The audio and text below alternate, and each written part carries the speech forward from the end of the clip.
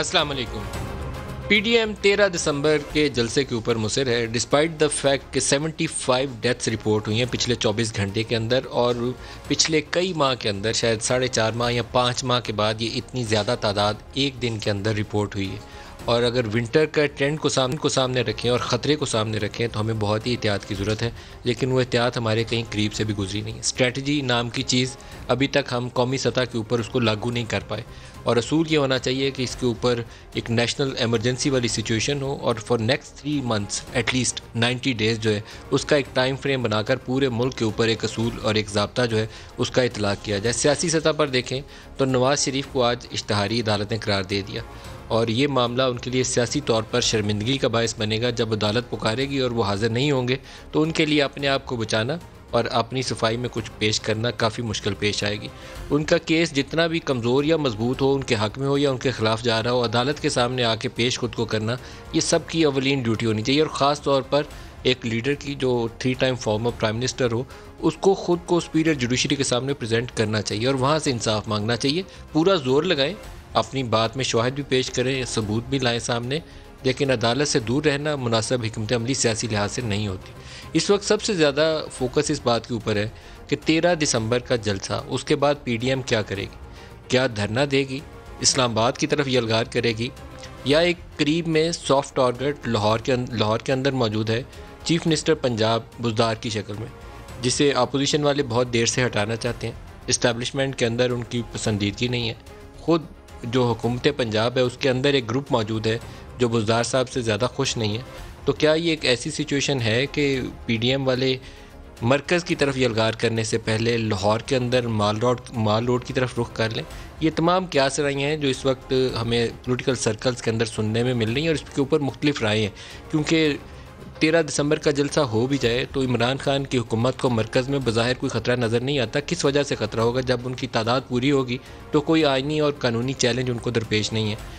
जिनको अपोजिशन वाले टारगेट करते हैं सिलेक्टर्स कहकर, तो उनके साथ उनके ताल्लुकात फ़िलहाल तो ठीक हैं, इस्टेब्लिशमेंट के साथ उनके मसाइल नहीं हैं।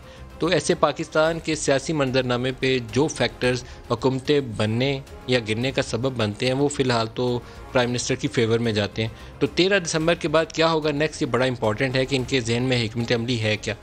प्राइम मिनिस्टर ने आज तकारीर के अंदर गुज़श्ता रोज़ जो इंटरव्यूज़ थे इसहाक डार के, उनको भी और अपोजिशन के लोगों को इस कोरोना वबा के अंदर जलसे जुलूसों के ऊपर भी ललकारा भी और उनको एम्बेरस भी किया। प्राइम मिनिस्टर का स्टेटमेंट नवाज शरीफ और जरदारी के मुतालिक क्या था, दिखाएगा। दोनों आसिफ जरदारी और नवाज शरीफ को 30-40 साल से जानता हूं। मैंने इनके ऊपर अल्लाह का अज़ाब आता देखा है। ये हमारे लिए इबरतनाक है। अपनी जिंदगी में देखा है इनके ऊपर कि इनकी क्या हालत बनी। कभी जेल में जा रहे हैं, कभी बाहर आ रहे हैं, कभी झूठ बोल के लंदन जा रहे हैं, कभी सऊदी अरेबिया जा रहे हैं। ये पूरी एपीडीएम कैंपेन कर रही है। कोरोना में लोग मर रहे हैं, हर रोज अमवात बढ़ती जा रही हैं, लेकिन वो जलसे कर रहे हैं। ये किसी को कहना कि इसके ऊपर अल्लाह का अज़ाब आया हुआ है, बहुत सख्त जुमला है, और बहुत एहतियात के साथ ऐसे अल्फाज का चुनाव करना चाहिए। दूसरा उनका स्टेटमेंट फॉर्मर फाइनेंस मिनिस्टर इसहाक डार के मुतालिक है, वो भी दिखा दें। कल एक हार्ड टॉक का इंटरव्यू हुआ था जिधर इसहाक डार, उस प्रोग्राम में उसकी शक्ल देखें तो आपको पता चलेगा कि स्ट्रेस क्या होता है। अगर वो नहीं भी उसको हार्ट, उसने कह रहा था कि मेरा कोई हार्ट का मसला है, अगर वो नहीं भी आया तो उससे हो जाना था। झूठ पे झूठ बोले जा रहा है, सारी दुनिया देख रही है। इन सियासी अमूर के ऊपर गुफ्तगू के लिए हमारे पास इस्लामाबाद स्टूडियोज़ में फैसल वाडा साहब पाकिस्तान तहरीक इंसाफ से, जावेद लतीफ़ साहब लाहौर से हमें ज्वाइन करेंगे, और मुस्तफ़ा नवाज़ खोखर साहब पाकिस्तान पीपल्स पार्टी से। सबको खुशामदीद कहूँगा। फैसल वाडा साहब, 13 दिसंबर करीब है, अब ज़्यादा दिन दूर नहीं है, और पाकिस्तान तहरीक इंसाफ के 2014 के धरने में जो रोल पैट का था, डॉक्टर ताहिरुल कादरी के फॉलोअर्स का, उससे ज़्यादा शायद ताकतवर पोजीशन में JUI के जो वर्कर्स हैं वो लाहौर में आपको चैलेंज प्रेजेंट करेंगे। क्या हिकमत अमली आपके पास? नदीम मलिक साहब, एक तो आपका शुक्रिया, लेकिन आपका ये सवाल मुझसे सीरियस नोट पर है या आप मुझसे एक्चुअली पूछना चाहते हैं? क्योंकि मुझे तो लग नहीं रहा कि ये कोई ऐसा सीरियस टॉपिक भी है जिस पे आप जैसे चैनल आप राइट ऑफ कर रहे हैं इसको कम्प्लीटली। वो क्यों? क्योंकि आपने पिछले जलसों की हालत देख ली है। अगर एक सर्कस लगनी है और उस पर एक तमाशा बनना है, और तमाशे के अंदर किसी ने गाड़ियों की छतों से कूदना है और नीचे उछलना है और इधर उछलना है उधर उछलना है, तो सर्कस तो आप अभी बाहर लगा दें, आपके बाहर ही मजमा खड़ा हो जाएगा। तो वो मजमा अगर 22 करोड़ की आबादी के अंदर अगर ये मजमा है और उसमें कई हज़ार, 4,000, 5,000, 10,000, 15,000, 20, जो झूठा 50,000 70,000 क्या सब नंबर आप देंगे? झूठ पे तो कोई किसी का काबू नहीं वाडा है। साहब तमस्कर उड़ा रहे हैं, 13 के बाद अगर सूरत हाल आपके काबू से ना रही तो आपको भारी पड़ेगी। देखिए नदीम मलिक साहब, हमने तमस्कर उस चीज़ का भी ऐसा नहीं उड़ाया जो तमस्कर कल हार्ट टॉक में हुआ। ये अल्लाह की तरफ से होता है कि अल्लाह जब आपको देता है और आपसे खुश होता है तो आपको अकल देता है, और जब आपसे नाराज़ होता है तो अकल ले लेता है। वो अकल उल्टे फैसले करती है। तो कल आपने देखा, आप में से इस तमस्कर की बात की कि जिसने पाकिस्तान की फाइनेंस मिनिस्ट्री संभाली भी हो, वो मफरूरी के अंदर एक बैरून मुल्क को एंकर को शो दे के अपने मुल्क की बदनामी कराता है, उसका झूठ पकड़ा जाता है। उसको शाबाश है मरियम नवाज के रिश्तेदार इसहाक डार को, जिसने उस कौमी तौर पर इंटरनेशनली क्रिमिनल और करप्ट इंडोर्स करवा दिया नवाज शरीफ को, जो हम भी नहीं कर सके। मेहरबानी है उसकी, अपनी मफरूरी को भी स्टैम्प करा। और आज अदालत ने भी कहा, अब जब हम कहते हैं मफरूर, चोर, डाकू, लुटेरा, भगौड़ा, आप कहते हैं कि आप जमहूरियत के अंदर ये ज़बान इस्तेमाल ना करो, तो ज़बान हम किस तरह क्या इस्तेमाल करें, क्या बताएं? जब हर जगह से इंडोर्समेंट हो गई है, मेरे पे कोई इल्ज़ाम है, खोकर पे कोई इल्ज़ाम है, जावेद लतीफ़ पे कोई इल्ज़ाम है, अगर वो इल्ज़ाम कोर्ट में साबित हो जाता है और कोर्ट स्टैम्प कर देती है उसको, दैट्स अबाउट इट। 13 दिसंबर के बाद क्या करेंगे? जो रोज़ करते हैं, सुबह जाएंगे, कोई अपना चैलेंज काम नहीं, करेंगे। कोई चैलेंज नहीं। मैं तो नदीम मलिक साहब हैरान हूं कि आप जैसा सीजन्ड एंकर भी इतने बड़े प्लेटफॉर्म पे बैठकर मुझसे सीरियस वे में सवाल कर रहे हैं, तो मैं तो खुद सरप्राइज हूं आपसे। खोखर साहब से पूछते हैं। खोखर साहब, ये इसी तरह हंसने वाली बात है या कोई संजीदा मामला है? इनके शुक्रिया मलिक साहब। कल मैं या परसों इनके कॉलीग हैं कैबिनेट के फवाद चौधरी साहब, उनके साथ किसी प्रोग्राम में था, यही सवाल हुआ और उन्होंने एक तो मजम्मत की जो मुल्तान में हुआ, जिस तरीके से वहां पर पीपल्स पार्टी के कारकुनों को, दीगर सियासी जमातों के कारकुनों को गिरफ्तार किया गया, यूसुफ रजा गिलानी साहब के साहबजादों को गिरफ्तार किया गया, और उनके ख्याल में ऐसा नहीं होना चाहिए था। फिर साथ ही साथ उन्होंने, जब उनसे ये सवाल हुआ कि जब तो उन्होंने कहा कि फर्क तो नहीं पड़ता, लेकिन माहौल में तलखी पैदा होती है। और फिर कल की काबीना की जो इजलास की रुदाद है, वो आज अखबारात की शह सुर्खी है कि किस तरीके से काबीना में भी जो कुछ मेंबरान थे, जिस तरीके से पंजाब हुकूमत ने अपना रद्द अमल रखा, मुल्तान जलसे को रोकने के लिए शाहराएं बंद की, कंटेनर्स लगाए, गिरफ्तारियां की, उसके ऊपर बहुत से लोग जो थे वो वहां पर बोले। तो गुजारिश ये है कि उसमें मेरे ख्याल वाडा साहब भी शामिल थे, अभी वो बता नहीं रहे हैं, लेकिन उनमें ये भी शामिल थे। जी, समझदार आदमी है फैसल भाई। ठीक है, पब्लिक की कंजम्पशन के लिए, पॉलिटिकल पॉइंट स्कोरिंग के लिए हम सब लोग टीवी चैनल्स पर जब बैठते हैं तो हम अपनी पार्टी पोजीशंस लेते हैं, फिर उनके साथ हम स्टिक भी करते हैं। लेकिन गुजारिश ये है कि जो इस वक्त मुल्क में मलिक साहब माहौल है, एक सर्वे आया है, आज भी अखबारात में फ्रंट पेज पर छपा है कि इस वक्त पूरे मुल्क में जो सबसे बड़ा आवाम के नजदीक मसला है और जिसको हुकूमत हल करने में नाकाम हुई है, वो महंगाई और बेरोजगारी है। अब महंगाई और बेरोजगारी के अगर आप फिगर्स देखें तो वो फिगर्स जहां पर एक आम आदमी के लिए बड़ी शदीद उसकी जिंदगी में मुश्किलात पैदा हुई हैं, वहां पर अगर आप बेरोजगारी की शरह देखें तो इंसान कानों को हाथ लगाने पर मजबूर हो जाता है कि जब से ये हुकूमत आई है लगभग 1.5 करोड़ लोग अपने रोजगार से हाथ धो बैठे। तो ये एक बहुत बड़ा फिगर है जो इंडिपेंडेंट इकोनॉमिस्ट कोट कर रहे हैं। और आप 13 दिसंबर को करेंगे क्या सर? 13 दिसंबर के बाद जलसा हो गया तो आपकी अगली हिकमत अमली क्या होगी? माल रोड के ऊपर लाहौर में बैठना पसंद करेंगे या इस्लामाबाद आना पसंद करेंगे? मलिक साहब, हमने जो एपीसी के नतीजे में जो 26 नुकात पे जो हमने एग्री किया और फिर जो हमने प्लान ऑफ एक्शन दिया, उसमें तमाम सूबाई दारुल हुकूमतों में पीडीएम के जलसे थे ताकि मोमेंटम क्रिएट हो, मोमेंटम जनरेट हो। हम समझते हैं कि इस वक्त अवाम बड़े शदीद तंग हैं इस हुकूमत के हाथों, और हम लाहौर में जलसे के बाद इंशाल्लाह जनवरी में हमने मार्च करना है इस्लामाबाद की तरफ। जहां तक ताल्लुक है, आपने अपने इंट्रो में थोड़ा सा उसका जिक्र किया पंजाब हुकूमत का, इसमें कोई शक नहीं है कि पीडीएम जो मुख्तलिफ सियासी जमातों का मजमुआ है, उसमें कुछ जमातें बशमूल पाकिस्तान पीपल्स पार्टी ये ख्याल रखती है कि हमें जो पार्लियामेंट्री ऑप्शंस हैं, और पंजाब जहां पर बहुत ज़्यादा जो बुज़दार साहब हैं, वसीम अकरम प्लस जिनको इमरान खान साहब कहते हैं, कि 12 करोड़ का सूबा, माजरत के साथ वो सियासतदान है, काबिल एहतराम है मेरे लिए, लेकिन he is not the right man for the right job. और इमरान खान साहब का पोजीशन में थे तो वो बड़ा शदोमत से ये बात कहते थे कि किसी भी जॉब के लिए राइट आदमी को लगाना जरूरी है। तो 12 करोड़ का सूबा उनसे चल नहीं रहा, उनकी अपने अंदर इत्तेहादियों में बड़ी उनके साथ सूरत हाल ठीक नहीं है।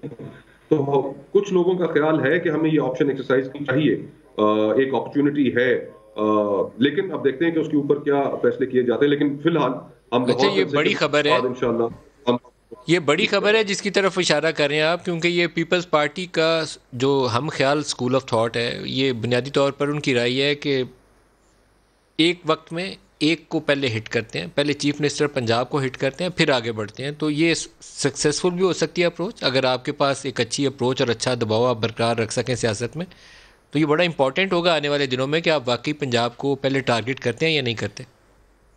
लेकिन इसमें मलिक साहब फिर माजरत के साथ मैं कतई कलामी की माफी चाहता हूँ कि इसमें फिर एक काउंटर आर्ग्यूमेंट भी मौजूद है, और वो काउंटर आर्ग्यूमेंट उसमें भी वजन है, दलील है कि जी अगर हमने माजी में पार्लियामेंट्री ऑप्शंस हमने ट्राई किए हैं, तो वहां पर जिस तरह सेनेट इलेक्शंस में हुआ कि हमारी मेजॉरिटी होने के बावजूद जो हमारे 14 लोग थे, हम अपनी गलती जो हमारे मेम्बरान से हुई, किसी और जमात से हुई, वो हम तस्लीम करते हैं। लेकिन फिर उनके ऊपर प्रेशर भी डाला गया, उनको ब्लैकमेल भी किया गया, और उनको मुकदमात से भी कराया गया। तो पार्लियामेंट्री ऑप्शन अगर हम एक्सरसाइज करेंगे तो फिर हमें ये चीज भी मद्देनजर रखनी चाहिए कि हमें हमारे लोगों के ऊपर प्रेशर डाला जाएगा, उनके ऊपर मुकदमात बनाए जाएंगे, नैब के नोटिस आएंगे, तो शायद वो फिर कामयाब ना हो। हम माजी में एक्सपीरियंस कर चुके हैं, तो अब मुस्तकबिल में करने का क्या फायदा, फैसला सड़कों पे ही करते हैं। तो इस ये दलील में बंदे भी पूरे बदल- करना बहरहाल आप लोगों की खुद की जिम्मेदारी है, ये किसी और ने आपको प्लेट में रख के पेश नहीं करने, ना इसमें आपकी कोई मदद करेगा। जावेद लतीफ़ साहब से पूछते हैं। जावेद लतीफ़ साहब, आप फरमाइएगा 13 दिसंबर के बाद क्या क्या निशाना होगा, क्या हिकमत अमली होगी? मैं मलिक साहब पहले तो ये अर्ज कर दूं कि बदकिस्मती है कि आज मुल्क के वो हाकम बने हुए हैं, मसल्लत हैं वो लोग जिनको तकब्बर, गरूर, जिस तरह कूट कूट के भरा हुआ है, अल्फाज का चुनाव करते वक्त भी उनको ये एहसास नहीं रहता कि ये तकब्बराना अल्फाज वो इस्तेमाल कर रहे हैं, जो सिर्फ और सिर्फ खुदा की ज़ात जो है इस तरह के फैसले वो कर सकती है, कोई और नहीं कर सकता। किसी के बारे में ये कहना कि इसको इस वजह से इबरत का निशाना बना है ये, या इस वजह से ये, अल्लाह माफ करे, मैं किसी के लिए भी, मैं इमरान खान के लिए भी ये नहीं कहने के लिए तैयार कि उसको चोट लगी थी तो इसकी वजह से लगी थी। मैं सिर्फ ये कहूँगा कि पाकिस्तान के अंदर आज आइन कानून की अमलदारी नहीं है। आज पाकिस्तान के अवाम 2 वक्त की रोटी को तरस रहे हैं। आज बेरोजगारी है, जिसकी वजह से लोग इस तहरीक को अपनी तहरीक समझते हैं। ये एक बड़ा मकसद है जिसके लिए देखिए 70 सालों में बहुत सी हुकूमतें बनी, बहुत सी हुकूमतों के खिलाफ एजिटेशन हुई, कोई हुकूमतें किसी के इशारे पर चली जाती रही, तहरीकें चलती रही, मगर ये जो तहरीक है ये प्योरली वो तहरीक है जिसको तशखीस किया है बीमारी को पीडीएम ने। पाकिस्तान को 70 सालों से जावेद लतीफ़ साहब, जो लाहौर का जलसा है वो आपकी पूरी स्ट्रगल के अंदर एक सेंटर पीस है, जिसके बाद आपने नेक्स्ट जो फाइनल मूव है, फाइनल पुश है, उसकी तरफ जाना है। अब सवाल यहाँ ये है कि वो फाइनल पुश जो है सीधी डी चौक की तरफ आपको लेके आती है या डी चौक से पहले माल रोड पे लेके जाती है? इसके ऊपर कोई अपनी राय देंगे आप? आपका ज़ाती ख्याल क्या है, क्या इस पर होना चाहिए? मलिक साहब, पहले तो यह है कि पीडीएम का 8 दिसंबर को इजलास हो रहा है सरबराही। उसमें 13 दिसंबर को जो फाइनल हमारा जलसा है, जो जलसों का शेड्यूल हमने दिया था उसमें हम आइंदा का लाए अमल अनाउंस कर देंगे। दूसरा ये है कि ये हो ही नहीं सकता कि अब जनवरी को देखा जाए। मुझे तो लग रहा है कि जल्दी इनको खुद से है, और जो मुल्तान में इन्होंने किया और मुल्तान में जो रिएक्शन अवाम का इन्होंने देखा, उसके बाद इंतजामिया ने हाथ खड़े किए हैं। इन्होंने फिर क्या करेंगे 13 दिसंबर को? आप फिर थोड़ा सा साइड पे चलेंगे। 13 दिसंबर के बाद फिर क्या ऐलान कर सकते हैं? 13 दिसंबर को मैं तो समझता हूं कि ये ऐलान हो जाएगा कि हमने किस दिन इस्लामाबाद का रुख करना है। उसकी वजह कि इसको जितना टाइम दिया जाएगा इमरान खान को, ये पाकिस्तान के अदारों से खेलेगा, उनकी सलामती से खेलेगा, उनको खोखला करेगा। और आपके ख्याल में ये 31 दिसंबर से पहले भी हो सकता है, उसके जनवरी का इंतजार नहीं करेंगे, ये आपकी राय है? मुमकिन है, ज्यादा इम्कान यही है। फैसल वाडा साहब, आप बताएंगे, क्या आपको अंदेशा मौजूद है कि ये लॉन्ग मार्च एक अनसेटलिंग पॉलिटिकल एनवायरनमेंट आपके लिए पैदा कर दे? मैं नदीम मलिक साहब उसी पॉइंट पे होऊंगा जो मैंने आपके शुरू में कहा था आई थिंक हम आपके प्लेटफॉर्म को देखते भी आए हैं पूरी ज़िंदगी, और हम चाहते हैं कि इस पर सीरियसली डिस्कशन हो, एक और सर्कस को हम यहाँ बैठ के डिस्कस ना करें, नंबर 1। और नंबर 2 ये कि जी किस लिए ये सब कुछ हो रहा है, ये 4, 5, 10 हज़ार, 8 हज़ार, 12 हज़ार आदमी किस लिए आ रहे हैं कि हम मरीम नवाज ने और उसके बाप ने जो हमें मुल्क छोड़ के गए थे उनको वापस दे दें, जिसमें दूध की नहरें और शहद की नहरें और नौकरियों की बरसात है और स्कूल कॉलेजेस हैं और सड़कें हैं और ब्रिजेज़ हैं और दुनिया का हर आदमी यहाँ नौकरी करने आ रहा है और हेल्थ के फैसिलिटेशन सारी यहाँ मौजूद है। इनको किस तरह जस्टिफाई करेंगे? ये जस्टिफाई करेंगे कि मेरा बाप जेल गया, पहली दफ़ा इंडिपेंडेंटली उस पर कन्विक्शन आई, उसके बाद वो पैर पड़ा हेल्थ के ऊपर, वो यहाँ से मुल्क के भाग गया इलाज का नाम लेकर। किसके पैर पड़ा? पैर ही पड़ा ना, कौम के पैर पड़ा, हमारे पैर पड़ा, हर किसी के पैर पड़ा है ना, इसमें तो कोई शक नहीं है ना, सभी के पैर पड़ा ना, इसमें तो कोई अब ढकी छुपी बातें नहीं है ना नदीम मलिक साहब पे, ठीक है। उसके बाद आप पैर पड़ना उसे कहते हैं जब आप इनकलाबी जेल में ना हो, जब आपका ट्विटर अकाउंट बंद हो, जब बेटी खामोश हो 1.5 साल से, उसके अंदर उस बिटवीन द लाइंस आपको बहुत सारी चीजें ढूंढनी पड़ती कि ऐसा क्या हो गया और ऐसा अचानक क्या हो गया जाने के बाद। नंबर 1। नंबर 2 ये बेटी के बयान से अब आप परेशान हैं? नहीं मेरी बात बराह रास्त हिट करती है जिससे आप थोड़ा सा परेशान होते हैं। मलिक साहब मुझे एक बात बताएं, क्या इसलिए आए हैं कि इसाक डार ने कल जो इंटरव्यू दिया है उस इंटरव्यू के अंदर वो बैनुल अक़वामी तौर पे कन्विक्टेड और चोर के लाए गए हैं और उनको अभी तक उनकी तकलीफ नहीं गई और उनको बताया गया कि आप भी मुजरिम हैं और ऑन द रन है? क्या इस चीज़ पे किया जाए जो आज कोर्ट ने कहा इख्तियारी है? इन सब चीज़ों के लिए इनको मुल्क वापस दे दें, इसलिए लोग अवाम इकट्ठी हो जाए इनके साथ, अवाम कोरोना के वायरस को अपने ऊपर लगा दे और लाखों करोड़ों के मजमे में आ जाए, क्योंकि मरियम नवाज को हम पहले मुल्क से बाहर जाने दें, फिर पहले की तरह उनको वापस लेके आए, इख्तिदार उनकी कुर्सी पे दें, उनको दें, उसके बाद फिर माल बनाए, फिर वो जिला वतनी एग्रीमेंट करके सऊदी अरेबिया चले जाए, फिर 9 साल बाद वहां से आए, फिर उनको बांध के वापस भेजा जाए। में आपसे बाहर जाने की भी दरखास्त नहीं करेगी, उसकी आस उम्मीद तो सियासत में हिस्सा लेना है। मलिक साहब देखिए, जब कांच के घर में कोई रहता है, पावर पॉलिटिक्स हो रही है सर, ये पावर है।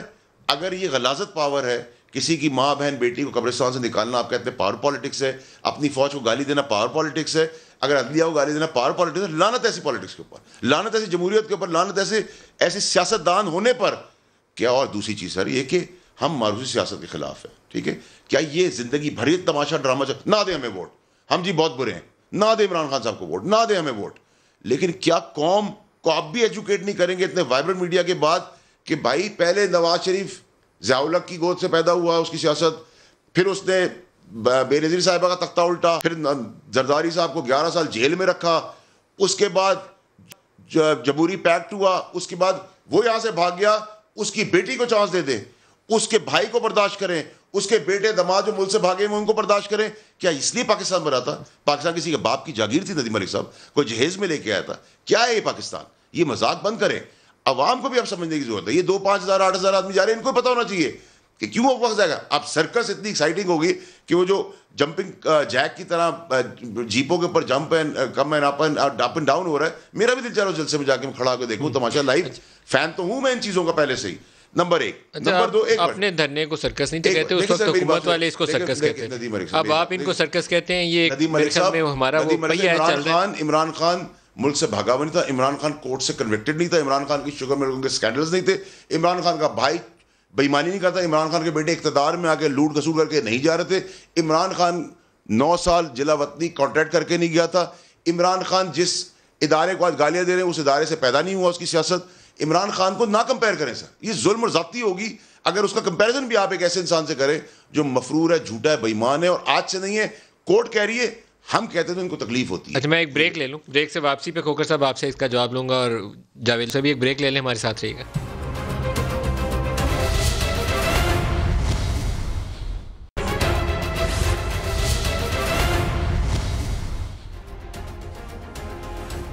प्रोग्राम में दोबारा खुशामदीद कहते हैं। खोकर साहब आपसे जवाब चाहूँगा, कुछ नवाज शरीफ की सियासत का माजी जो था उसके ऊपर इन्होंने बात की, फिर अदालती हुक्म के ऊपर बात की, वो रियलिटी है पाकिस्तान की, उसको आप नज़रअंदाज नहीं कर सकते, तो आगे कैसे बढ़ेंगे?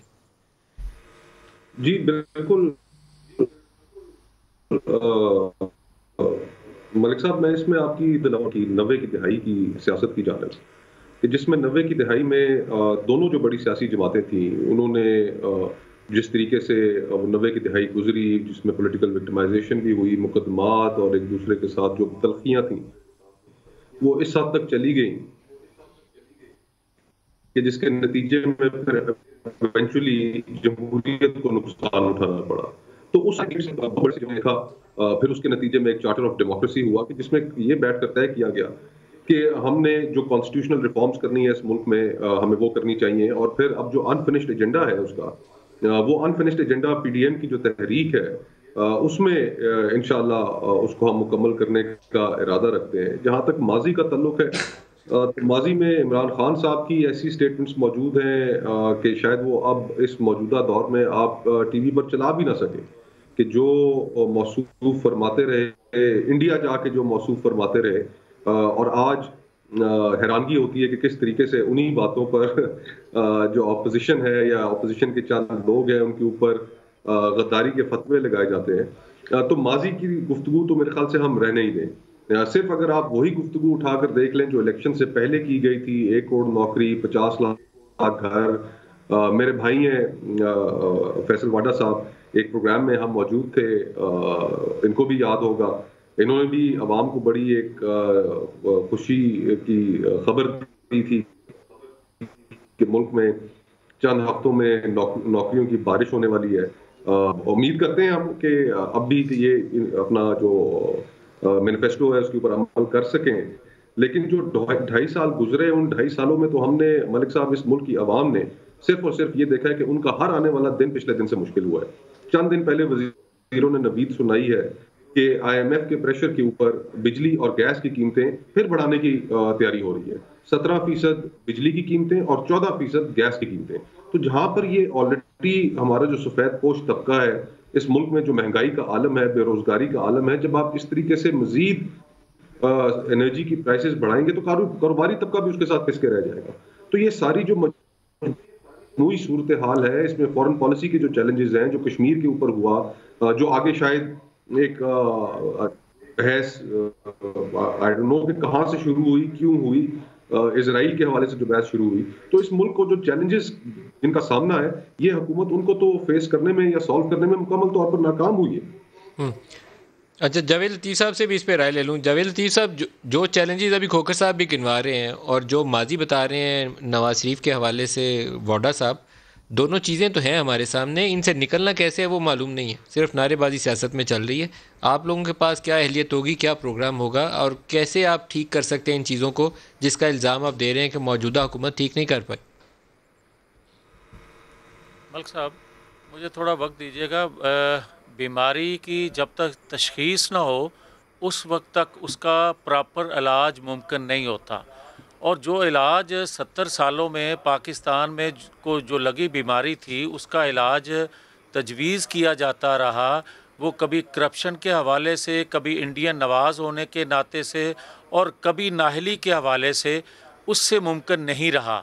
अब मैं 2 चीज़ें कहना चाहता हूँ। पहले तो मैं जवाब देना चाहता हूँ फैसल साहब ने जो कहा कि उन्होंने दुरुस्त कहा कि इमरान खान का मुआवजना पिछली हुकूमतों से नहीं करना चाहिए। बात दुरुस्त है, इसलिए कि 2-2.5 सालों में जो इन्होंने किया धरा है उसका मुआवजना लोग पिछली हुकूमतों से करते आ रहे हैं। वो रोज़गार के हवाले से, वो रोटी के हवाले से, वो गैस बिजली के रेट्स के हवाले से, वो महंगाई के हवाले से। और हमारे दौर से मुआवजना करेंगे तो लोग फ़ैसला ख़ुद कर रहे हैं। अब मैं एक और बात कहना चाहता हूँ, जो इन्होंने कहा कि नवाज शरीफ चोर, डाकू, लुटेरा, मैं ये बात इनकी अगर मान ही लूँ तो फिर मुझे बताएं कि क्या इससे पहले लियाकत अली ख़ान को गोली लगी, हुसैन शहीद सोरवर्दी करप्ट ठहरे और नाहल हुए, उसके बाद मोहतरमा फ़ातिमा जना इंडियन नवाज़ ठहरी, उसके बाद जुल्फ़िकार अली भुट्टो को फांसी चढ़ाया गया, उसके बाद नवाज शरीफ को त्यारा हाईजैकिंग केस में सज़ा दी गई। मैं ये कहना चाहता हूँ कि इससे पहले जिन्होंने इस बीमारी का इलाज तशख़ीस किया उनका हशर जो कुछ हुआ वो सबके सामने है। मगर अब जो पीडीएम की तहरीक है वो एक फ़ैसला कुन मूव बन चुकी है। वो मेरी तहरीक नहीं है, वो मुस्तफ़ा नवाज़ खोखर की तहरीक नहीं है, वो किसी और जमात की तहरीक नहीं है। जावेद साहब, जब आप कहते हैं ना कि ये फैसला कुन है तो उसके ऊपर हमारे पास तो अभी 2+2=4 ऐसे पूरा नहीं होता। हमारे पास ऐसे वो ग्राउंड रियलिटीज़ नज़र नहीं आती कि आप कहें कि ये फैसला कुन है तो आपके कहने से ये फैसला कुन हो जाएगी। रिज़ल्ट ओरिएंटेड होने के लिए जो नंबर्स दरकार हैं वो आपके हाथ में नहीं है। जो पाकिस्तानी सियासत में फैक्टर्स मैटर करते हैं, इस्टेब्लिशमेंट का साथ होना, वो अगर आपके साथ हो तो फिर आपको सड़कों पे होना नहीं चाहिए था। तो फिर कुछ चीज़ें ऐसी हैं जो अभी मिसिंग लिंक्स हैं, वो आपके साथ वो सपोर्ट, वो ताकत नहीं है। ये बात आप बजा कह रहे हैं, माजी में ऐसा होता आया है, ये बात आप दुरुस्त कह रहे हैं, मगर मैं आपकी खिदमत में ये अर्ज़ करना चाहता हूँ कि मुझे कोई बताए कि मौलाना गफूर हैदरी साहब ने जो इंकशाफ किया था उस पर कोई रद्द अमल आया है किसी जानब से? मुझे ये बताएं, पंजाब असम्बली के स्पीकर जो आज के हैं उन्होंने जो इंकशाफात किए, बशीर मेमन साहब ने जो FIA के DG थे उन्होंने जो इंकशाफात किए, मुझे ये बताएं जस्टिस शौकत रिजवी साहब ने जो इंकशाफात किए, कोई रद्द अमल किसी पर आया? यही है एक मूव पाकिस्तानी कौम की कि हम चाहते हैं कि इसको वो गोलियां जो 70 सालों से देकर वक्ती रिलीफ दिया जाता था बीमारी से कौम को, वो इलाज अब मुमकिन नहीं रहा, क्योंकि जिस्म जो है मुख्तलिफ हिस्से लागर हो चुके हैं। अब उनका इलाज प्रॉपर नहीं किया जाएगा तो उस वक्त तक पाकिस्तान में बेहतरी नहीं आ सकेगी। ये मेरी तहरीक नहीं है जो आप कह रहे हैं 2+2 की बात आप करें, उस पे मेरा एक जुमला ले लें। मैं आपकी खिदमत में अर्ज करना चाहता हूँ जी जावेद साहब जी, मैं ये कह रहा हूँ कि मलिक साहब ये तहरीक जो सबसे पहले तो ये कि आप 1 मिनट के लिए जो पेशावर की उनको जरा चुप करा दें। जी जुमला जी जावेद साहब आपकी बारी हो गया। बॉर्डर साहब जी एक बार जावेद लतीफ़ साहब 1 सेकंड मैं बोल लूँ फिर आप फिर बोल लीजिएगा। देखिए नदीम भाई साहब 1 सेकंड के लिए हम पेशावर चले जाते हैं, ठीक है जी, और बताते हैं कि क्या क्या फरेब हो रहा है मुल्क के अंदर। चले जी आप यहाँ से शुरू करें कि मरियम नवाज ने कहा कि जी मुशर्रफ को यहाँ से भगाया गया। मुशर्रफ किसके दौर में गया? नवाज शरीफ के दौर में। फिर कहा कि जी आर्मी चीफ पर अटैक किया कि वो सब चीज़ों का जिम्मेदार है। उससे पहली तकरीर के अंदर उनके वालिद ने तो जिम्मेदार था, तो फिर क्यों नहीं बोला, क्यों एक्सटेंशन पे वोट दिए? ठीक है, अनकंडीशनल। उससे पहले आपने ज़हीरुल इस्लाम के लिए कहा कि वो आया, उसने कहा धरना हो रहा है निकलो बाहर यहाँ से, आपने उसको सर्टिफिकेट क्यों दिया? आपने उसको फेयरवेल टी क्यों कराई? ठीक है जी। उसके बाद आप फिर मुल्क से पहले सऊदी अरेबिया भागे, आपने एग्रीमेंट किया, शाही खानदान ने आगे बताया आप झूठे थे, आप एग्रीमेंट करके भाग गए थे इस मुल्क से। बस इतने ही जवाब ले लें। नहीं सर, अभी काम जो लिस्ट रुके ना सर। उसके बाद आपने कहा इलेक्शन रिग्ड है। इलेक्शन रिग्ड PTI जहाँ जीती है वहाँ रिग्ड है, लेकिन सबसे ज़्यादा पिटिशन जो है वो पुराने 2013 के इलेक्शन में आई, कंपेरेटिवली कम आई। फैफन ने रिपोर्ट दे दी, आपके BBC ने कंफर्म कर दिया, उसके एंकर ने कर दिया। मैं एक मिसाल दे रहा हूं, कल फाफिन को कोट कर रहे थे, फाफिन को मोतबर जानते हैं तो आपके हक में नहीं जाएगी। अच्छा मेरी बात सुने, अब नदीम मलिक साहब आप एक मिनट के लिए आ जाइए। ये कैसे हो सकता है कि मेरा इलेक्शन रिग्ड था, मैंने चोरी कर लिया इलेक्शन, लेकिन सिंध का इलेक्शन ठीक था? इधर रुक जाए। अब यही जो घटिया जबान यूज हो रही है फौज के लिए, अदलिया के लिए, इमरान खान के लिए, उसकी वालदा के लिए, ये 1 मिनट के लिए आप चले जाएं पीछे 90 की दिहाई में चले जाएं। हमारे लिए हमारा सियासी वालद का कदर रखता है इमरान खान साहब। बेनज़ीर भुट्टो साहब मेरी पार्टी की लीडर नहीं है, लेकिन हम उसको आज भी शहीद कहते हैं, उनको अपनी माँ का रुतबा देते हैं सियासी तौर पे, ठीक है। और हर औरत जो पॉलिटिक्स में आपकी है, कैमरामैन की मेरी माँ है, वो हम सबकी माँ है। क्या आप अपनी माँ के ऊपर जो ब्रोशर्स गिराए गए PMLN की तरफ से, पॉम्फलेट्स गिराए गए, क्या आप अपनी माँ के लिए चार्टर ऑफ डेमोक्रेसी के अंदर भूल सकते हैं कि उसने क्या जबान इस्तेमाल की? जब बीबी पीली कपड़े पहन के आई तो असेंबली में जो है वो आज असेंबली के मिनट्स के अंदर मौजूद हैं। क्या आप भूल सकते अपनी माँ के बारे में? लानत भेजता हूँ उस औलाद के ऊपर जो अपनी माँ के दफनाने पर आए, लानत भेजता हूँ उस औलाद के ऊपर जिसकी माँ के ऊपर कोई जर्ब लगाई हो काली, और मैं कहूँ चार्टर ऑफ डेमोक्रेसी है उसके अंदर। रुक जाए। उसके बाद आपने जरदारी साहब को सैफुर रहमान की नैब के अंदर 11 साल जेल में रखा, बच्चों से दूर रखा, बच्चे भूल जाएंगे। उसके बाद आपने जस्टिस कयूम के कहने फोन पे आपने अदालतों के डिसीजंस किए, कौम भूल जाएगी। कौम को आप क्या याद दिला के ला रहे हैं कि हमने इस मुल्क के अंदर क्या कुछ नहीं किया? हम कौम को याद दिला रहे हैं मुल्क हमारे बाप का है, अवाम बाप की नौकर है नून लीग की, और हम कोर्टों को भी चलाएंगे, नैब को भी चलाएंगे, फौज को भी चलाएंगे, मुल्क को खाएंगे भी, लूटेंगे भी, इस मुल्क से भाग भी जाएंगे, सैर करके वापस आएंगे, और तुम कुछ नहीं कर सकोगे। वो मुल्क खत्म हो चुका है, पाकिस्तान, नया पाकिस्तान खड़ा हो चुका है। उस नए पाकिस्तान की निशानी पहली ये है कि बाप जो इस मुल्क का कायद बना है, जो अपनी अवाम को, जो मालिक है इस मुल्क के, उसके खड़े होने पर सब दम दबा के मुल्क मफरूर हो गए। आधे दादा मुझे आप बताएं, नवाज शरीफ की बीमारी है, मफरूर है, मान लेता हूं झूठ को, इसहाक डार क्यों मफरूर है?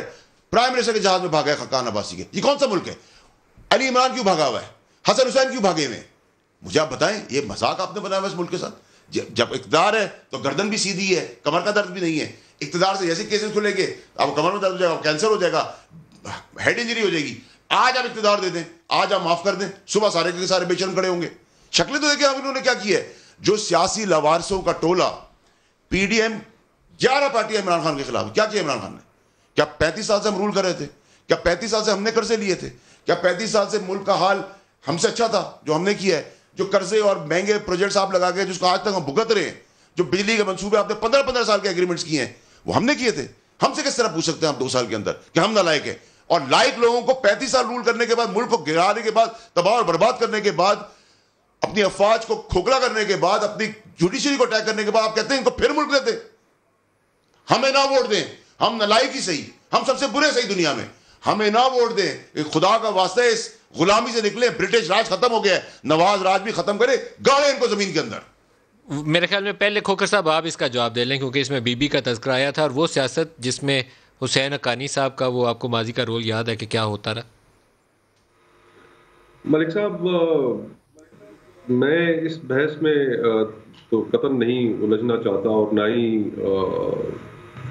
मैं कोई इतना अपराइट किस्म का आदमी हूँ कि मैं सर्मन दूँ कि कौन किसके ऊपर लानत भेजनी चाहिए और किसके ऊपर नहीं भेजनी चाहिए। बड़ी अदब से सिर्फ ये इतना अर्ज करना चाहता हूँ कि अगर हम गुफ्तगू को संजीदगी की तरफ दोबारा मोड़ें, तो जो इस वक्त मेरे भाई ने जो एक लफ्ज़ इस्तेमाल किया कि वोट अवाम जिसको मर्जी है दें, मसला ही सारा ये है कि इस वक्त मुल्क में और पिछले 70 सालों में अवाम का जो वोट है, वो अवाम को अपनी मर्जी से उसको एक्सरसाइज करने ही नहीं दिया गया।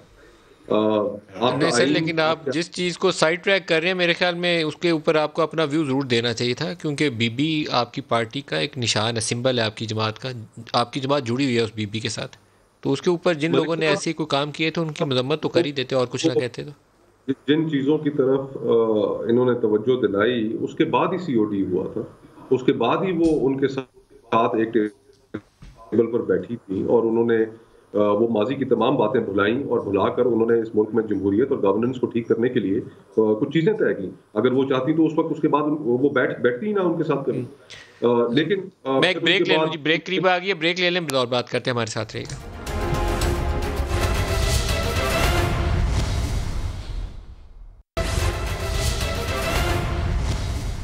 लतीफ़ साहब, ये दोबारा मैंने इसलिए रिप्ले किया है इस वाले कल वाले इंटरव्यू को कि इस्लामाबाद हाई कोर्ट से भी नवाज शरीफ साहब के लिए आज ये फैसला सादर हो गया इश्तहारी वाला, और कल सवाल भी यही था कि नवाज शरीफ कन्विक्टेड क्रिमिनल है, तो क्यों नहीं अदालत के सामने जाते और वहाँ से इंसाफ मांगें? हाई कोर्ट के ऊपर और सुप्रीम कोर्ट के ऊपर ट्रस्ट रखें, फेथ रखें कि वहाँ से एक अच्छा फैसला आएगा और आपको पूरा इंसाफ मिलेगा।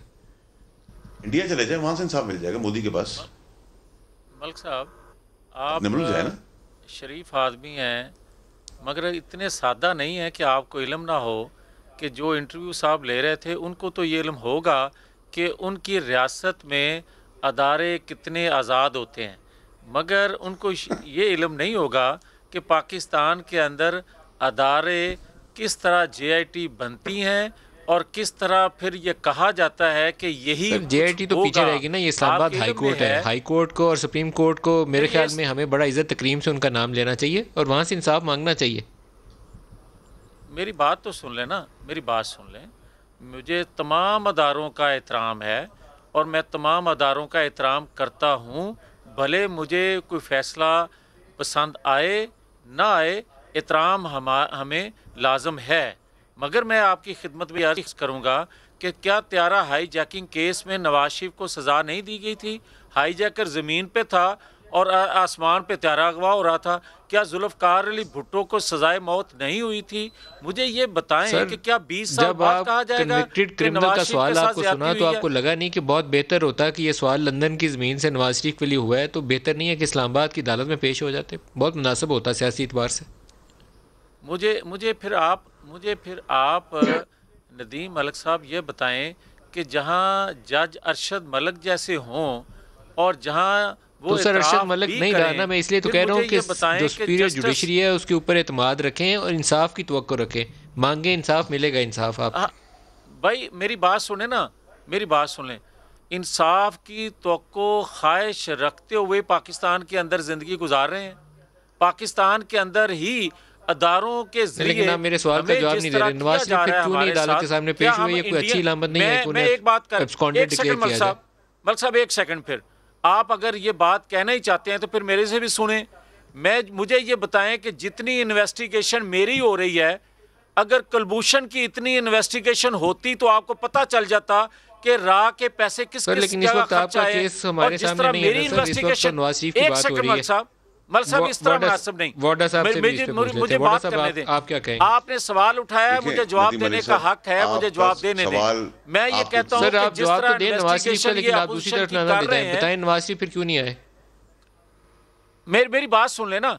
कल को ये कहा जाएगा कि रा के पैसे जो हैं वो मुस्तफ़ा नवाज खोखर के पास हैं, मेरे पास है, जवेद लतीफ के पास। खुदा का खौफ करें, जिस तरह हो रहा है पाकिस्तान।